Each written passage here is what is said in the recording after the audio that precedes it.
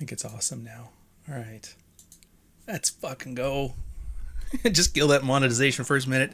Welcome, guys. Oh, dude. I I love doing research for this channel. I love seeing what's out there already. I love seeing what other people are doing. I love doing the exact opposite of what other people are doing.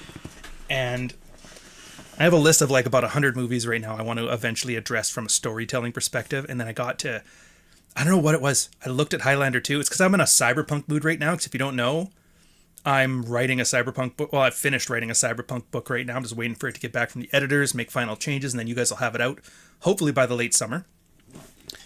I saw, I was going to do Blade Runner, but I'm like, it's been done to death. There's tons of people on that one. So then I looked through, I'm like, oh, hey, this one will work. It was just as I finished The Punisher, and I was like, Highlander 2. Dude, I haven't watched Highlander 2 in forever. So I went and I looked for it, and it turns out there's like multiple versions of it. There is the original theatrical cut, and then there's like two different director's cuts. Now, if you remember any of these older movies, like Payback, or, Highlander's another example, Superman 2, they all had a lot of studio meddling. They kind of changed because they, like, marketing says it's going to be better if we do this and we're going to do that. They get studio notes. So sometimes what happens, especially if a movie does bad, is they'll give it to the director, like, yeah, just I'll do an edit of my own and we'll fix it. And they let him do it. Aliens 3 is another example. If you watch the original Aliens 3, it's not a bad movie, but it's not the greatest movie either. The director's cut clears up a lot of stuff, makes it flow a lot better. It just generally looks better. So Highlander 2 is one of those examples. And there's two things I want to kind of get across here. The first is that the cinematic universe idea, or the expanded universe idea of storytelling, I think is absolute garbage. It's run its course and it needs to die. And Highlander 2 is a good example of how to get that done. And two, that watching a movie on its own merits is just a better way to watch movies. Like, everybody always brings baggage with them to watch something. So I see one of you guys on here's never heard of this film. So if you've never heard of Highlander, Highlander came out in, I want to say early 80s, because this one was a late 80s film. I think so. I think it was like 82 or something like that, 84 maybe. It was a simple story. It was the idea of immortals living on Earth. Nobody knows how they got there. Nobody knows where they came from. They would just have normal lives, and then one day somebody would die, wake back up and go, well, that's weird, I thought I was dead. And of course we're in like medieval Europe, so everybody was like, oh, it's a demon. They'd kick them out. And they would find something weird. It's like, dude, every time another one of these immortals gets by me, my head starts going wonky, like I can tell they're coming. And then you find you're caught in this immortal tournament where you're trying to kill every other immortal on the planet so you can be the last one. There could be only one. And you never knew what that meant, but everybody just kind of knew. It's like, no, you win. What do you win? Doesn't matter. So Connor MacLeod died in Scotland in the 1600s or something like that. He found the main character, this big, goofy, angry Englishman. He runs into Sean Connery Ramirez, finds out he's another immortal, so they train and become friends. Buddy kills Ramirez and his wife. Connor runs, hides, eventually gets revenge. It's a pretty simple story, but it's great in that it does so many things you never would have thought of. The 80s was great for that, by the way. They took genres and they would just mash them up. They would put things together that made no sense. Like Gremlins, you couldn't come up with something clever like Gremlins today. How about little monsters that start off as very cute things? They breed by getting wet, and they turn into evil villains if you feed them after midnight. And they used to make jokes like, what happens if you're on a plane and eats a thing? And it's like, They never really answered it. It's like, you'll figure it out. And it was this great Christmas horror show, you know? Oops. Getting my receipt sweat here. It's going to suck for write-offs. Highlander was one of those ones too. The fact that you had a Frenchman playing a Scotsman and a Scotsman playing an Egyptian, or I think it was Egyptian, or Spaniard, was kind of funny enough on its own, but they're like, just go with it. It's all weird accents. That movie did great. Everybody loved it. They had Queen doing the soundtrack, so it made it like an action adventure. It was like a comic book. But there was no comic book it was based on. It was just a thing that they did. So it was really cool. spawned a whole bunch of TV shows, spawned a whole series of movies of various levels of execution. Highlander 2 came out because they're like, we need to make more money. And I loved it. I actually watched Highlander 2 before I watched Highlander 1, which I think is the big difference between me and your average movie nerd asshole. Because, dude, popping out chat so I can see you guys here a little more clear.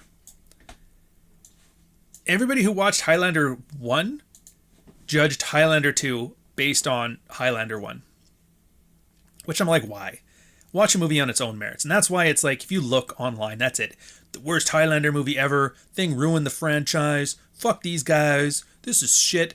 Like on the video that's coming out, I guess the preview too, but the video I got coming out, it's got Siskel and Ebert for like 2 minutes shitting on the film. And I was like, what the fuck are they talking about? So I went back. I'm like, maybe it's one of those things because I watched as a kid. I'm like, no, it holds up. And granted, I think a large part of that is because of the director's cut where they made it in his own vision, but I get what he was trying to do. And this is what I wish more movies did, is they treat sequels the way that Hong Kong films treated sequels. You're like, what does that mean? When you watch a sequel in North America, it's either a continuation of the first story, as if it's like an extended story. Back to the Future was an example of that. You know, Back to the Future 1, Back to the Future 2, Back to the Future 3, like it's like a continuous, you could watch all three of them in a row and it would look like just one long movie. Or you got the Marvel Cinematic Universe. Anything you do in this movie has to be affected by this movie. Well, they did this in this one. Simpsons, same thing. Oh, that guy's supposed to be here, this guy's supposed to be there, and everybody did that. And it served, it was interesting when it was novel. Nobody had done this stuff. Not to the extent that like Marvel did, for example. So everybody thought this is the coolest thing, where I got to watch Iron Man and it gives me a hint about Thor, which gives me a hint about Captain America, and oh, the Avengers come through, and oh, all of that stuff comes together. It was novel as shit. But it was kind of like one and done. Once you hit Avengers Endgame, everybody was like, they got their start, they got their end, they got their conclusion. It was a great, wonderful ride for everybody. But the problem now is that everybody is doing, it has the same problem that fighting movies had. Many movies with fights in it. I've talked about this before too, where if you'll watch a movie like Roadhouse, for example, the original Roadhouse, the fighting is very theatric. You know, Kickboxer, Bloodsport, another example. If you ever watch Kickboxer now, you look at the fight, you're like, that's an unrealistic fight. Like at one point, Tong Po's just standing there and Van Damme's standing with his back to him and he swings his foot up, hits him in the back. He has like telegraphed to shit, set up to shit. You're like, that's not how a real fight works. You're like, that's not how a real fight works. That's right. But you're not here to watch a real fight. If you want that, go watch World Star Hip Hop. You're here to watch catharsis. This guy broke your brother's back.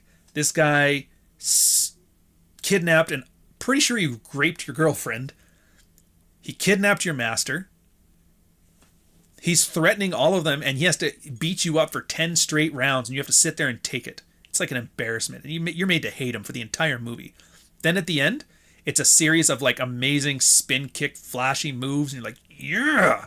But then you realize it's because they knew it wasn't about the fight. It was about what it says for the story. Same reason, if you want to use a Star Wars example. I think the greatest lightsaber battle in Star Wars cinematic history is the fight between Luke and Darth Vader in Return of the Jedi.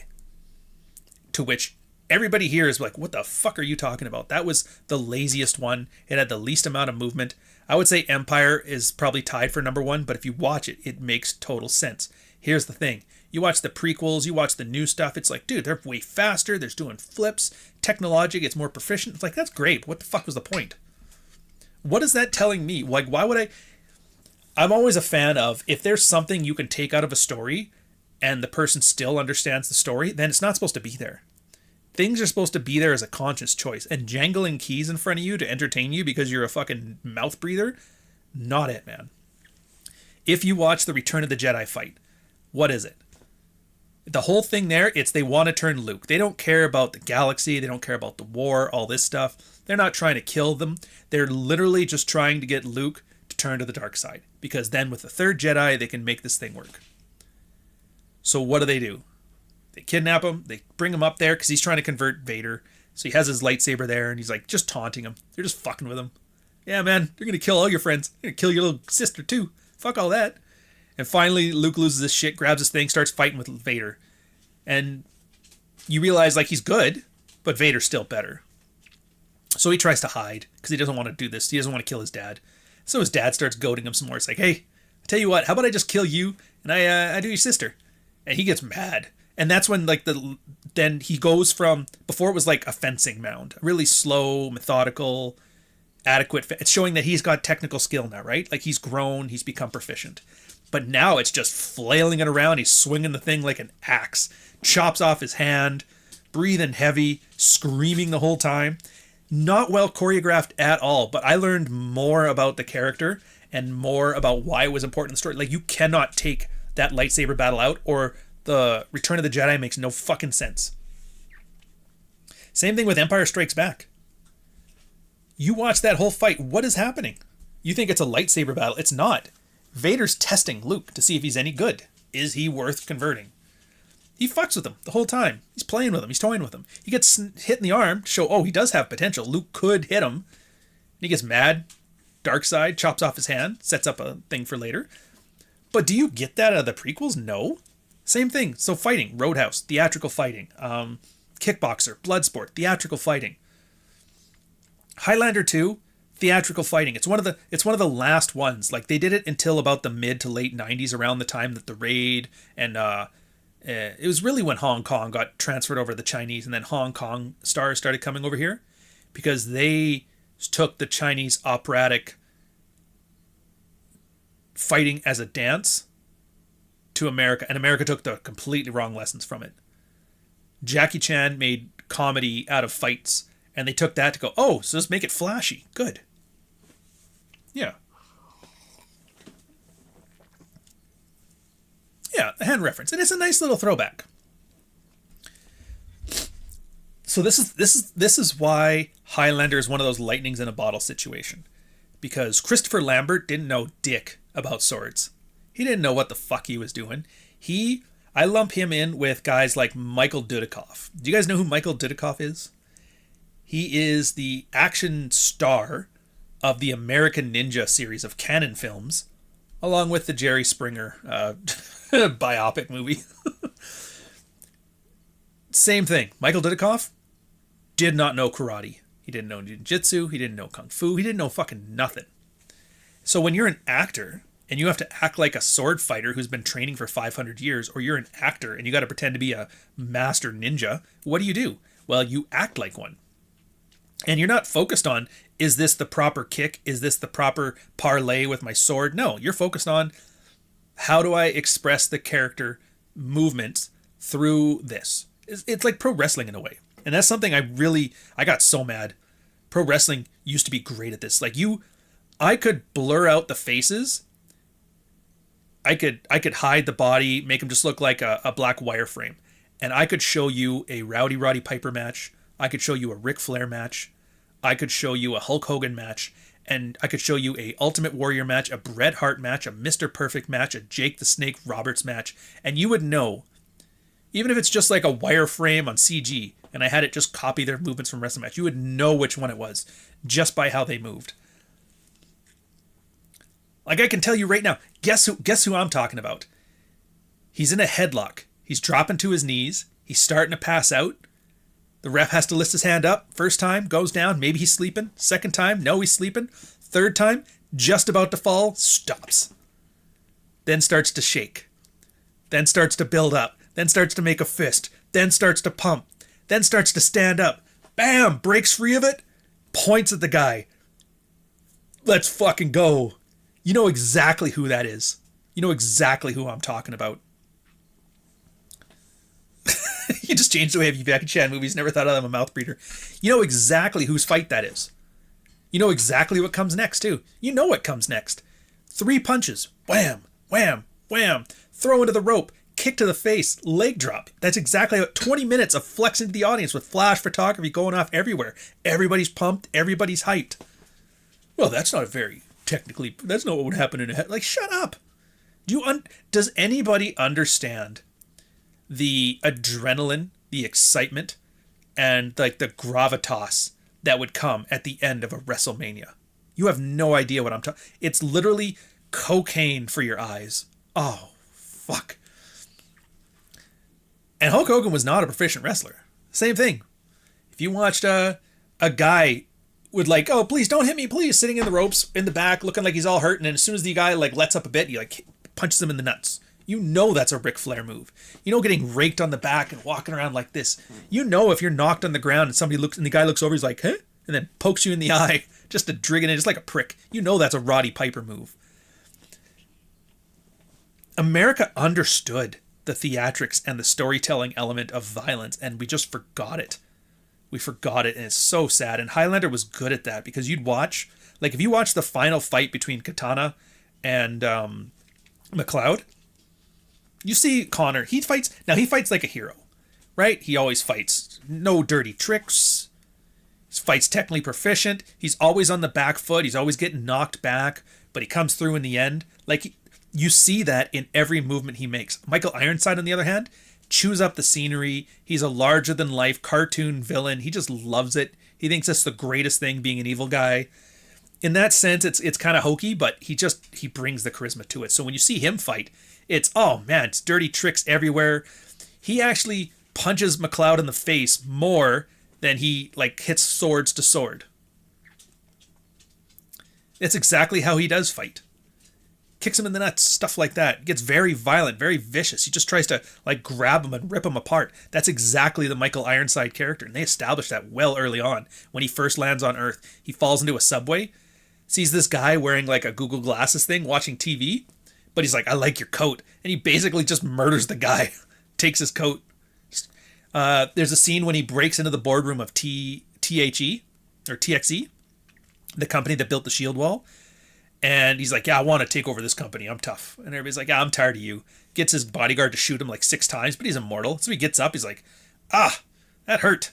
So he grabs the guy and he starts banging his head off the fucking table. And then he lies them on the table. He puts his hands in his mouth and he just stares at the CEO and he starts just like, and then he takes the guy's neck and just, you can, like, he's enjoying just tearing this guy apart and breaking his bones. And it's like, that's the violence that establishes that character. He's a masochist. He loves violence. He loves stupidity. And it comes through in other small areas too. So like they're at a church at one point. You can't fight on holy ground. It's another Highlander rule. And he sees McLeod grieving over his dead wife. And he starts making fun of him. And McLeod is like, fuck, what? Why are you here? And he goes, what? Because he's like, I won the tournament. I wanted to grow old and die. I was almost there. And then you came back. For what? Because you wanted to kill me? I was about to die. But you're an idiot. You didn't have to. And it turns out, yeah, he's so gung-ho about being a malicious, violent. He's so pissed off and he hated McLeod so much that he just like, he didn't take the win. Didn't take the win. And it's one of the other things I love. And then, yeah, the Ramirez, the same thing. When he's fighting, he's not made to be a violent character. So other than playing around with McLeod at the beginning when they first meet up, or the very end when he sacrifices himself, he's more of a Yoda character. He doesn't need to fight. You have a Highlander with a sword the entire movie, doesn't chop anybody's head off. Why is that? That's not his role. His role is to be the moral message, the moral center. In fact, if anything, and what I love about the director's cut is it almost makes him as if he's not even there, like a Tyler Durden thing. Like he's a ghost, he's a spirit. He just flashes out of nowhere. He was technically dead, but they did a little scene in the beginning where they like do some magic thing and he's like, now we're bonded by something greater than death. If you ever need me, just call. And then when he accidentally gets into trouble, he comes back from the dead. You're like, how the fuck did that work? And I loved it. They don't explain it. They don't tell you how. They're just like, this is a thing and it happened, and it doesn't fuck with anything else we do in the movie. Like there's no other situation that screws up because they made this thing. Has Michael Ironside ever played any hero roles? He's brilliant. Oh, of course. He played I don't think he was the main hero, but he was one of the heroes in Starship Troopers. Actually, that's a good question.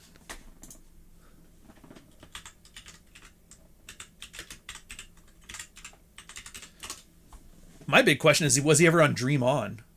All right, let's look through the movies. What do we got here?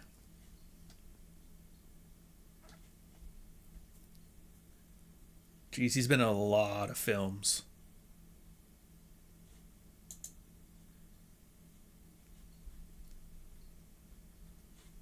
A lot of films. This man's prolific as shit.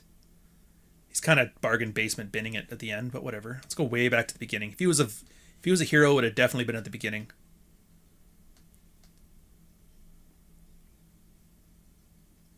He was in The Littlest Hobo? Holy shit, he was probably a hero in that one. There's no way he's a villain in The Littlest Hobo. I think he was a hero in V. Yeah, I'm pretty sure he was a good guy in V. Which is one I really should do. Ham Tyler. I have to watch that one again. V is like Battlestar Galactica, but for the 80s. He was Jester in Top Gun, also a good guy. Good point there. Yeah. Anyways, interesting. Not only is he brilliant, he's got... Like, they don't hire guys like this anymore. He did things. He wasn't just an actor. He was never a pretty boy. He's never a theater kid. They don't hire enough people that have dirt under their nails. Yeah, so I would say Top Gun was probably his most heroic character, where he played Jester. Which is funny when you think about that. He's been in everything with everybody. He's with Tom Cruise, Rutger Hauer, Arnold Schwarzenegger, twice. Sean Connery. He's been everywhere with everybody. He's just one of those actors. He's a character actor like Samuel L. Jackson, but he was just really good at it. Anyways. And so you see like the characters they come across. So Sean Connery just is there. And they're like, yeah, it just happened. Well, why did it happen? Go with it. You're made to accept this as a premise. Now, it never fucks up the story. If there was a case where like all Highlanders had to have this prompt come back, why is Michael Ironside not bringing back some people? But no, that's not what happens. It was a specific thing for these specific two. They set it up and they pay it off. It's great. But the part I love the best about this, and I guess it's the unique perspective of me of watching 2 before I watched 1, is there's no continuity. It's Highlander. It's the same characters. It's the same premise. Some of the stuff is the same, but if they want to do something different, they're just going to do something different. And this is what Ross the Skunk 5-1. Here we are, born to be kings, the princes of the universe. Yeah, Queen. And they added a certain like a fun adventure to it that I think really helped shape the tone. And I bitch about that with Cyberpunk, where I talk about they make Cyberpunk high tech, low life, but why is the low life so cool? Highlander kind of did that. Like with the Queen soundtrack and the sword fighting and all the old shit, they make it look really cool. And I'll tell you right now, Highlander 2 is absolutely a Cyberpunk movie. There's no way it's not. Come on, they make a shield that blocks the ozone layer from the Earth but causes everybody's life to become miserable. The THE or TXE Corporation runs everything. Every country in the world is beholden to them. They have the power of life over death. This is Cyberpunk. Immortal gods wearing trench coats fighting with swords. Come on. It's fucking Cyberpunk. What's The Littlest Hobo? I guess I should... for those who don't know what The Littlest Hobo, by the way, is, it's Benji. It's the Canadian Benji. If you don't know what that is, I don't know what to tell you. It's about a dog that goes from city to city, solving crimes and saving people and moving on. But, yeah, so Littlest Hobo was a Canadian show. I sometimes forget that. All right. Funny thing, too, side note, the character of Katana in this was basically the same character that Michael Ironside played in Heavy Metal 2000. If you haven't watched that, it's one of like the last American cartoons. It's fucking fun. It's awesome. It's not quite as good as the original Heavy Metal, but it's still good. It's still good. But yeah, it's the same character. Just like cartoonishly evil. The Littlest Hobo, extremely memorable theme tune. I know, I can hear the whistling in my head right now.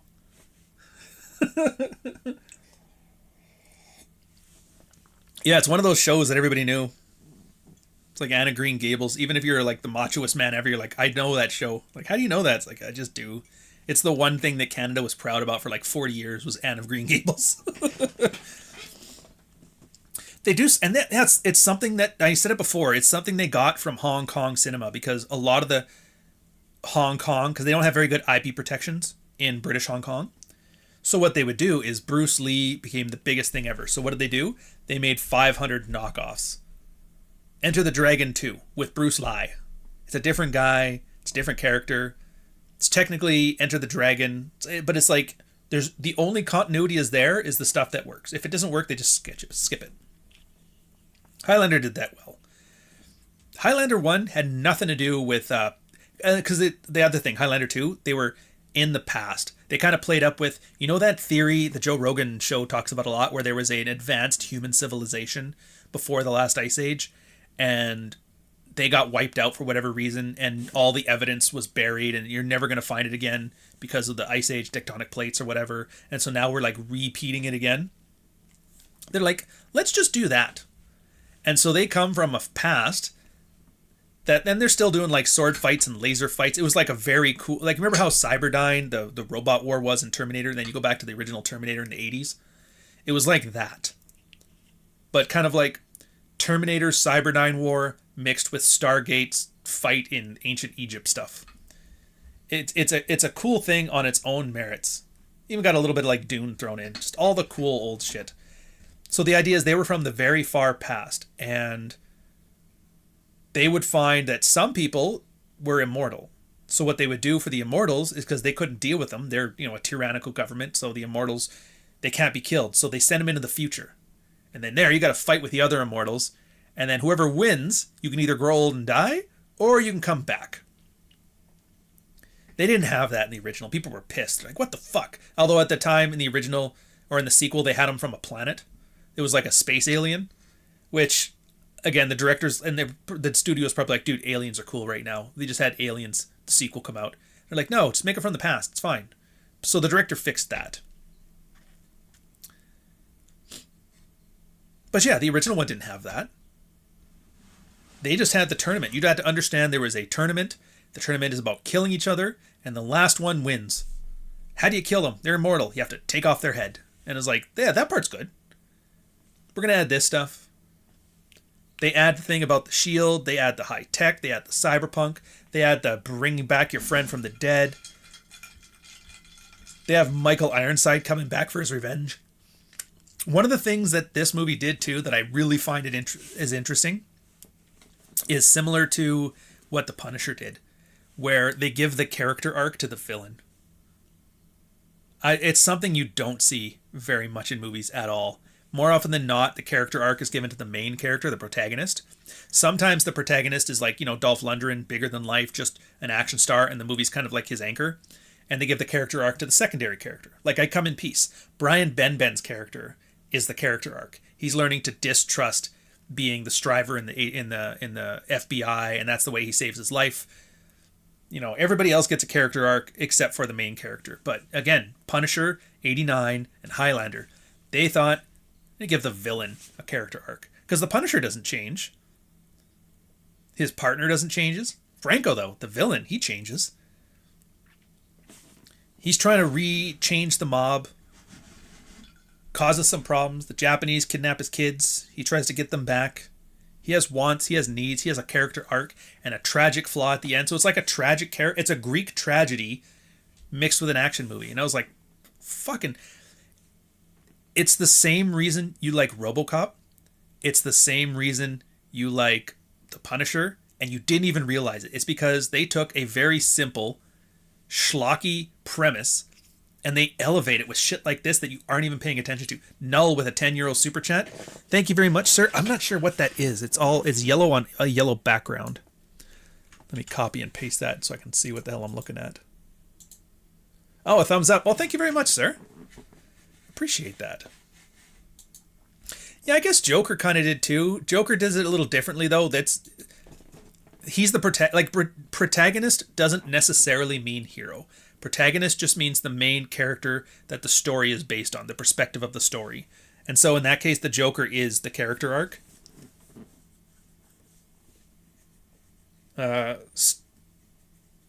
Yeah, so Franco and the Punisher.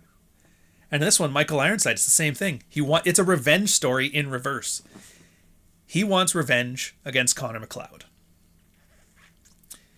He wins, throws him into the future, and then he has like a little... And they have like a TV they can watch into the future. It's like, what the fuck is this? They're fighting with swords in the desert, and now he has like a holographic TV where he can look into the future and see how Connor's doing. And he's like, well, I better go kill him because he's going to come back and cause me all kinds of pain, and then I'll come back. And that's when he's like, oh, he was just going to die if I'd have left. And so that was like his big fuck up at the start. It was like, geez, I just had to do nothing, but instead I chose revenge. It's like a character flaw, right? And then as he goes through, he has wants and he has needs. He just wants revenge. But what he needed to do was just take the win. So as he gets through, he gets revenge. He, banishes McLeod, walks over there because his character flaw, his tragic flaw, is hubris. It's ego. It's pride. And then, so him going down there doomed him to death. And then the rest of the movie is just mostly him getting all of his wants. Oh, I'm taking over this company. I'm going to fight and I'm going to kill everybody. And then, what he needed to do was take the win. And he didn't. So he gets beheaded at the end. I think it's one of those things that's just so goddamn clever, but you don't think about it at the time. Because when you're watching a movie, you're not thinking, well, the characterization is good here. Oh, this is good here. It's like shoveling your driveway. You don't notice unless it's not being done. If a movie does its job well, you don't think about anything because you're in the movie. And that's what made it so goddamn good. And this is why I hate, and I mean I hate, YouTube movie reviews. Theater kids, socialist commie wannabe, I hate my dad, I studied philosophy in school assholes with their video essays coming in, using it as a vessel to talk about socialism. Guys that just like the package. Oh, the DVD box set has got a Halo skull. Like, fuck you. Fuck all of you. Fuck Critical Drinker with his whole, you know what sucks? This thing sucks. Guys, why doesn't it suck with me? No, you suck. You're sitting here and you got to say the movie's a fucking piece of shit because you don't understand what's good about it. I'm enjoying this, but I don't know why. Therefore, it's got to be bad because it can't be that I don't know what the fuck I'm talking about. It's got to be that the movie is bad. No, the movie is great. Well, not victory. It's that he didn't know how to take the win, take the victory. Yeah, the movie is great. It has everything you could want. What about Jay's reviews? His are pretty base. Would probably be Hate Me, though. Are you talking about Joe Blow?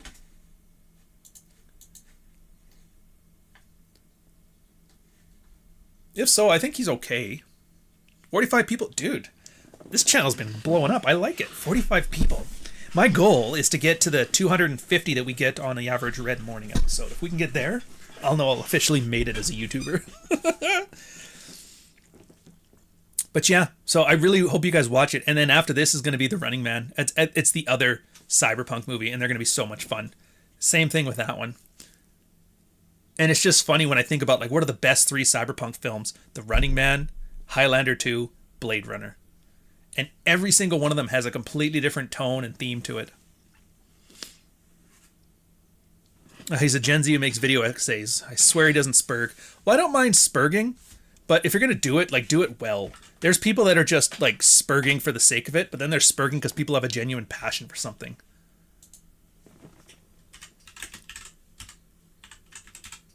All right, I'll type it in. Jay's reviews. Oh, there he is.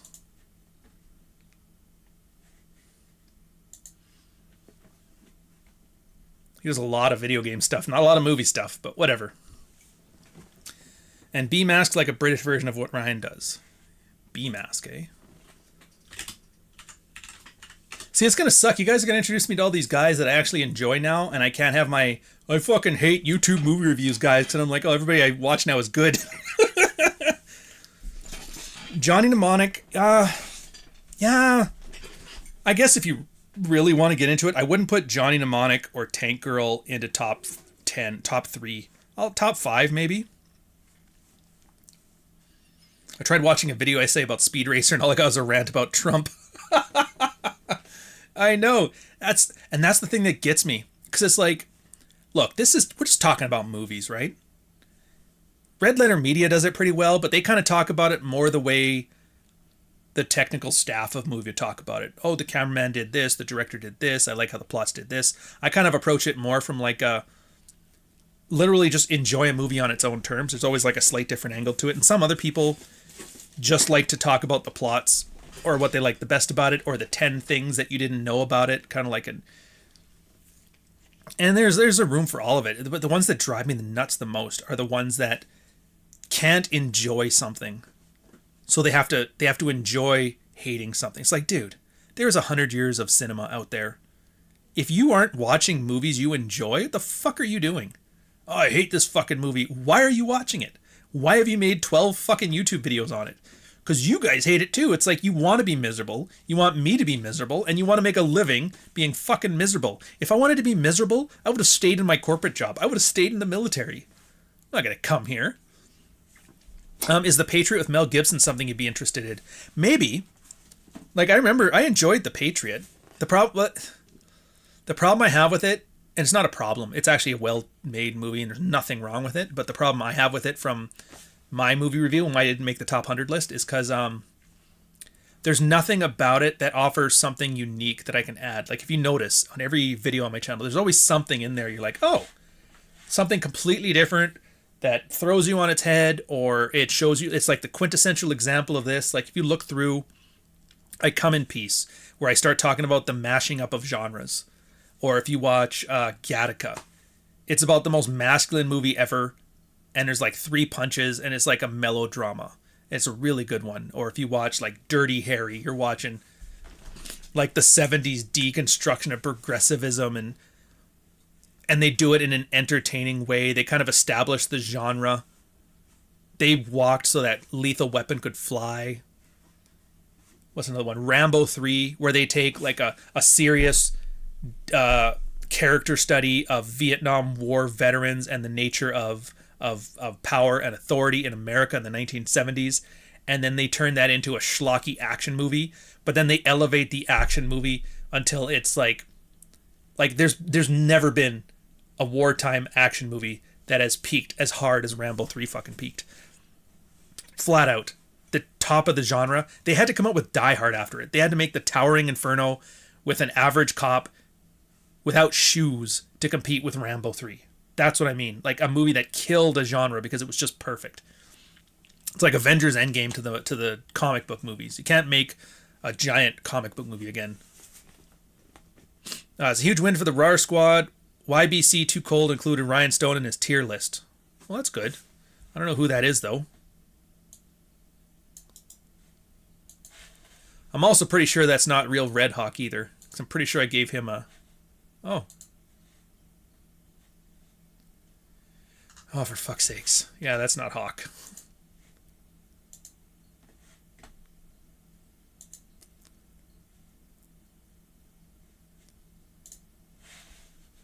Yeah, enough of that shit. All right, where's I going with this? Oh, yeah, so everything has something that's unique, and so that's what I kind of want to get. It's not so much like a curated list of, guys, these are the 10 movies you have to watch. It's more so, here is what makes this one unique. Here is what makes this one a great example of how you can execute. Like Spaced Out. It's a cheap, shitty, British sci-fi sexploitation film from the 70s. But the point of that one was, it's fun, the plot is coherent, and it shows you the difference between cheaply executed and poorly executed, because it's cheaply executed.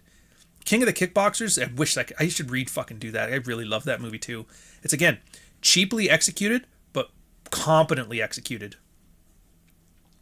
And the things that people hate about it, the schlocky parts that they think is stupid, once you realize why it's there, you're like, holy shit, it gives you an appreciation for what they were trying to do. Again, watching movies on their own terms.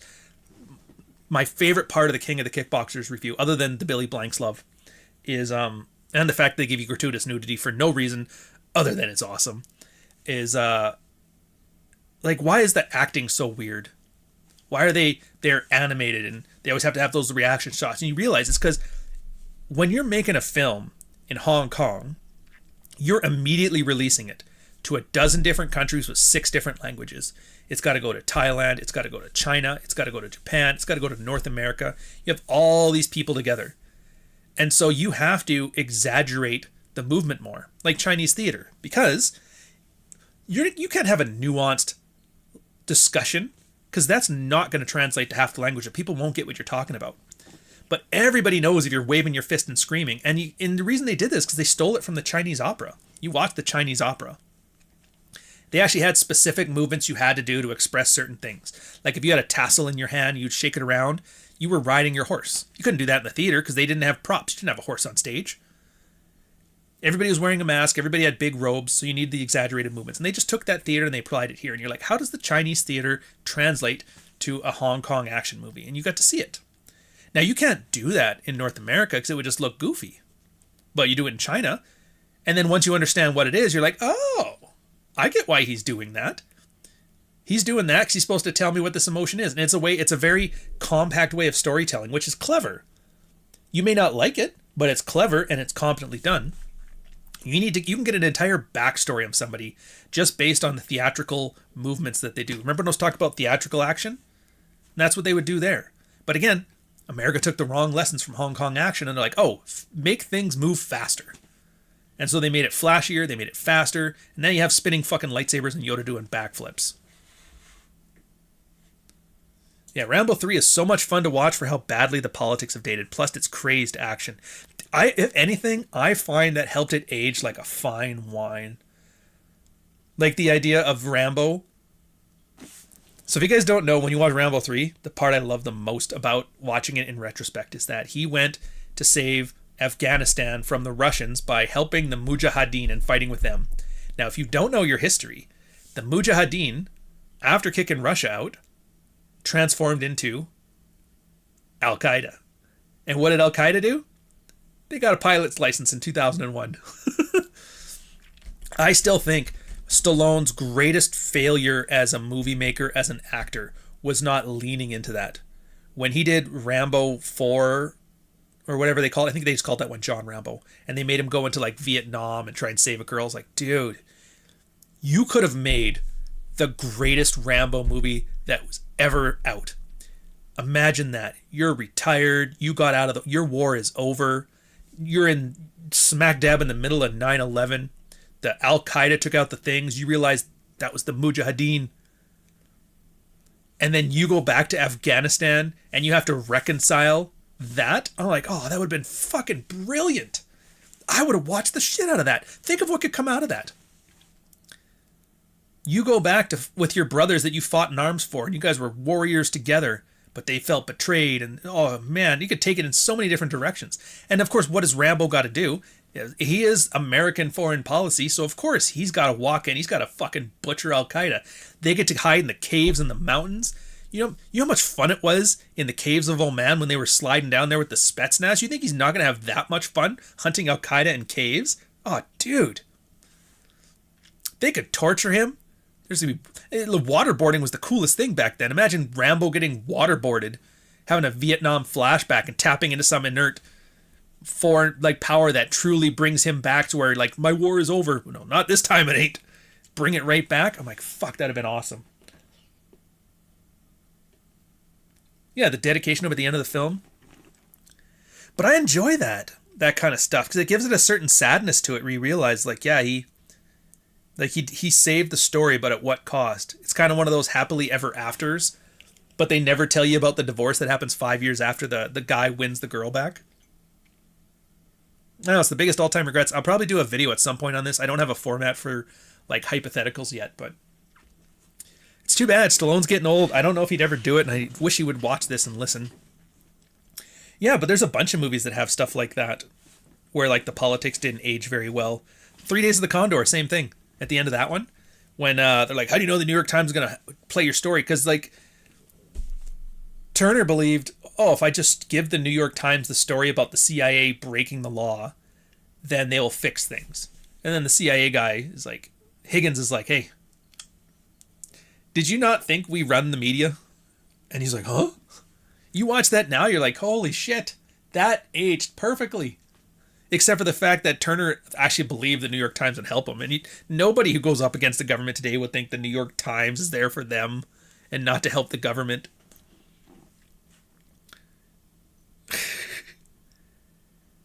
And that's another thing. You're not going to see that with new movies. I don't think you are at all. You're going to watch... I can't even think of a name of one right now. But whatever. Let's pick... what's a Kevin Hart film?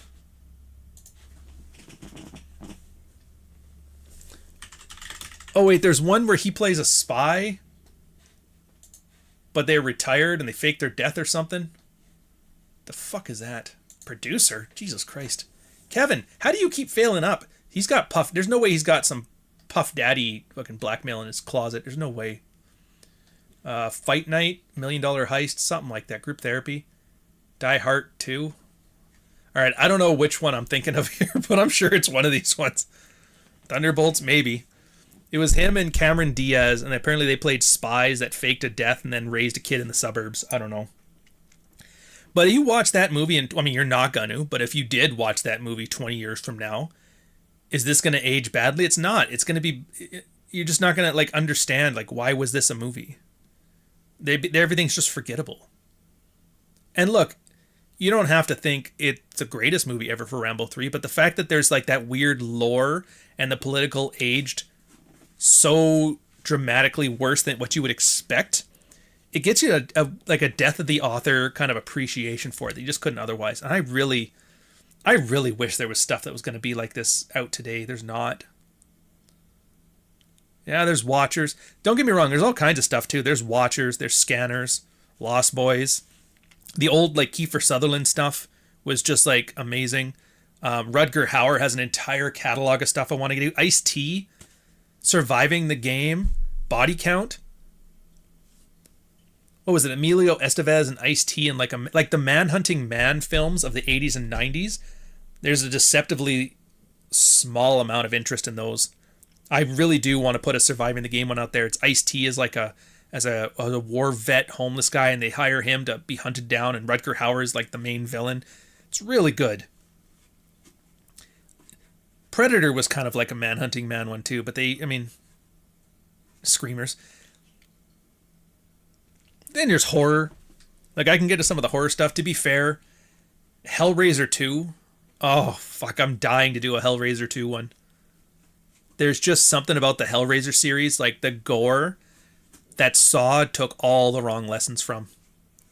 It's just so Lovecraftian. I don't know how else to describe it.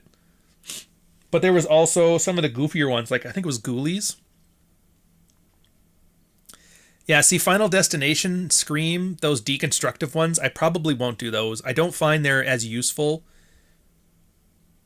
They're kind of like, if you ever watch Clerks or Mallrats, you watch them now and you're like, what the fuck did I enjoy about it? You realize they were movies that were made for their specific time, and they don't age well. And I don't mean that they don't age well the way Rambo didn't age well. I mean, they don't age well as in you're like, eh. But in another movie, dude, I don't know when I'm going to do it, is, I hear Mel Gibson talk about Apocalypto being a modern man chase. Yeah. Oh, it absolutely is a Manhunting Man movie. It totally is. But Freaks. I love that movie. It's impossible to find. I think somebody put it up for free on YouTube finally, but you can't download. It's like Freddy Got Fingered. You can't download it. You can't buy it. It's nowhere. It's Keanu Reeves. It's Mr. T. It's Alex Winters from Bill and Ted's Excellent Adventure. It's him. He made the most MTV movie ever. And it's just so fucking good. Randy Quaid. I still will laugh every time I hear him go, Styrofoam cup.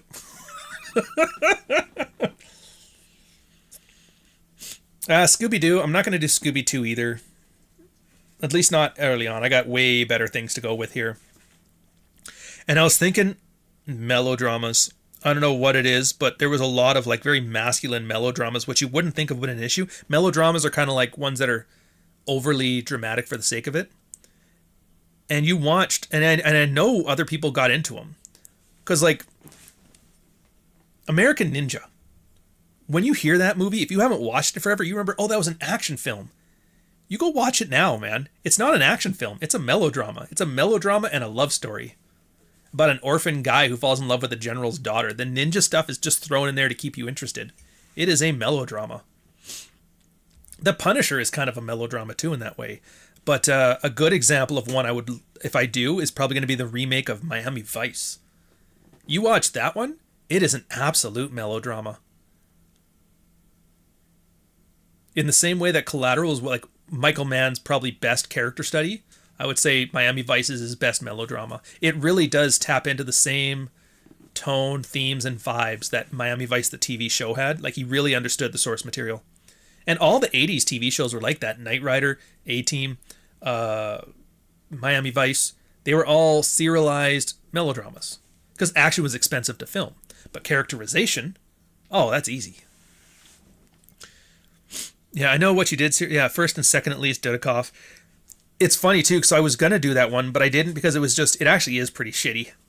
Just even watching it, I had a hard time finding a reason to put it on, especially an early thing. Maybe later on when I run out of movies to do.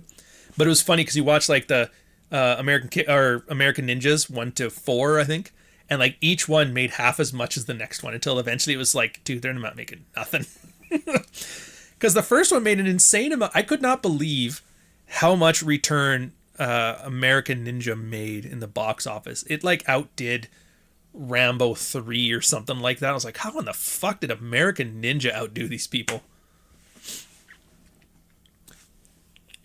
Michael Keaton's Mr. Mom. I mean, if I was going to do an old Michael Keaton one, he's got better ones. The one I would probably do, if I had to pick a Michael Keaton one to throw you off, would be, there's this one movie where he works in an American auto plant and the Japanese are taken over. And so they have to manufacture 10,000 cars in a month in order to save their jobs. I can't remember the name of it. But if I'm going to do the Michael Keaton stuff, I might as well just do Bill Murray, like Meatballs. I think old Bill Murray stuff is probably really underrated and belongs on here more. Maybe even Caddyshack, but definitely Meatballs. Anyways, we got Rule 0 coming up pretty soon, so I'm going to let you guys go on this one. Anyways, Highlander 2. If you have not watched the director's cut, go watch the director's cut.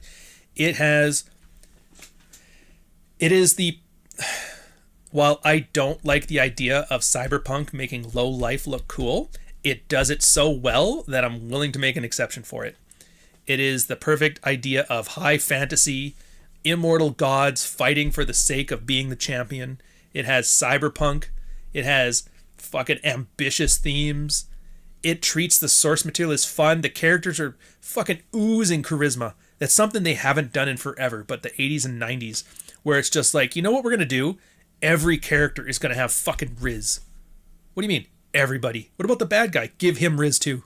What about the good guys? Riz. The side character? Riz.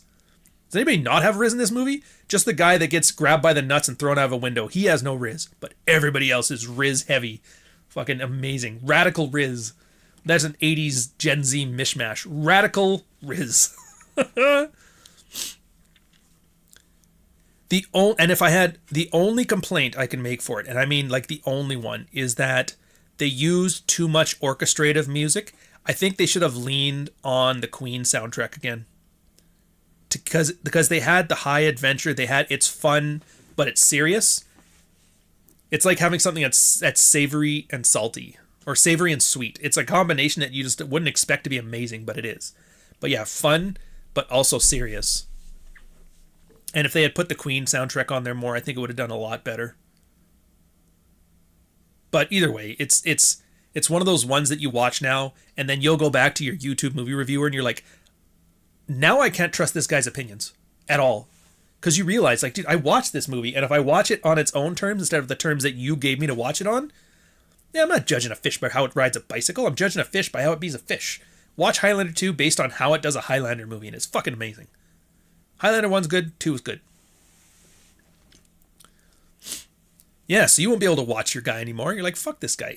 You're going to go through the same problems I had on my Red Pill channel, when I would see a content creator I otherwise loved would start covering stuff that I was either there for or I knew. Like, I remember, and this is like a very weird reference you probably won't get. There's this guy in Canada called Short Fat Otaku, and he did a whole bunch of, he's like, the idea was like he was progressive, trained as HR or something like that, and then he's like anti. So he has some pretty entertaining videos. But then he did one on Jack Murphy and the whole cuck article thing, and I was like, I was there. I know this. I mean, I wasn't there, but you know what I mean? Like, I was around for this. I know all the details, and I was just amazed at how incredibly wrong he got it. And now I can't watch his shit anymore, because I'm like, everything he's probably wrong about. What's that other guy? Michael Zahan or whatever? He does political stuff. And everybody's like, he's the most brilliant geostrategic analyst ever. I watched him do one on Canada, and I knew all the stuff he was talking about. And I was like, I have never seen it. Like, he didn't even get shit wrong on accident. You figure just the law of large numbers, eventually you get a detail or two right, but he got everyone wrong. That takes talent. I can't watch him anymore either. So if I don't get you to hate watching YouTube movie review channels, then I haven't done my job. And I'm going to leave you with that one. I don't know who's hosting. If you're into Red Pill stuff, Rule Zero's coming up. It's a great show. I think you'll like it. Hopefully, Jack's got the link to that one. I think Clary's running it. Anyways, I'll catch you guys later. And I will get an intro and an outro for this. I promise. It's just not today. So we're just going to walk away. Actually, wait. Let me... Did I put... Oh, I haven't yet. All right. Here's what we're going to do. I'm going to end with the preview for the trailer for Highlander 2. There she is. And now my choice for the single worst film, Highlander 2, The Quickening. Now this is one of the most hilariously incomprehensible experiences I've had in a long time. This movie shows real evidence of having been edited almost at random. Let's take out this and this. And the science in the movie is just as crazy. All of this insanity could have added up to something that would have made a great bad movie. Do you like cyberpunk? Do you yearn for a movie about immortal gods fighting over the fate of the future? Do you need evil businessmen in power suits killing each other in a giant boardroom? Oh, I think I've had enough of you.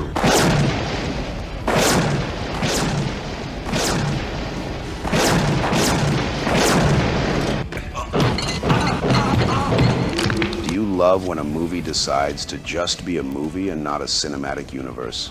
How about a rock opera for a soundtrack and gratuitous nudity for no reason other than it's awesome? Well, I have the story for you.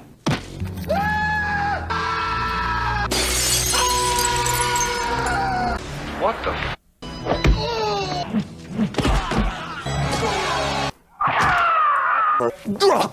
Boom! Simple and effective stories. Stories perfectly told. Stories that aren't chained to their only precedent by a director, some Aussie bloke who they only trusted with Duran Duran and Elton John videos, and the writer of all the Highlanders and Hellraisers, comes a movie that rode on the coattails of one of the most perfect movies in existence. The movie that was so good, they remade it twice. A movie that pisses off movie nerds, communists, and outrage-based YouTube movie reviewers who love to hate-watch things. They couldn't do that here, because this puppy is awesome. It's the pinnacle of high fantasy and cyberpunk. If you love the 80s tradition of mashing up genres, if you loved Sean Connery, Michael Ironside, Christopher Lambert, and hand-drawn special effects in an amazing movie, this butt is for you. It's hated by all the worst people and loved by the best. It's Highlander 2, The Quickening, 1991.